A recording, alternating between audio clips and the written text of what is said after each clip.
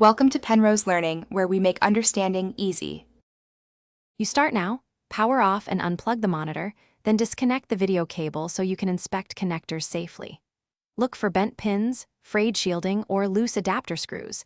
These cause partial signal loss and a foggy look.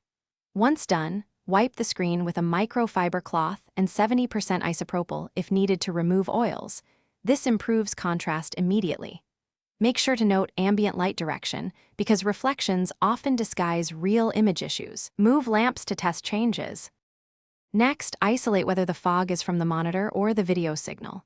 You swap cables and ports. A faulty HDMI or DP cable frequently reduces clarity. Then connect a second device, a laptop or phone adapter, to see if the image clears.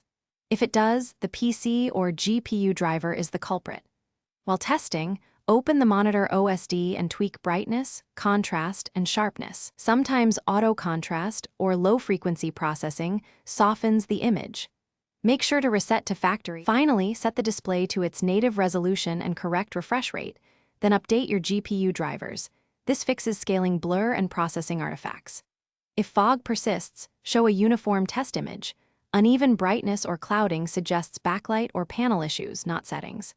If internal components fail, replacing the panel or having a technician inspect capacitors/backlight is next. If things go wrong, document each test step and results. That record speeds repair and prevents repeated troubleshooting.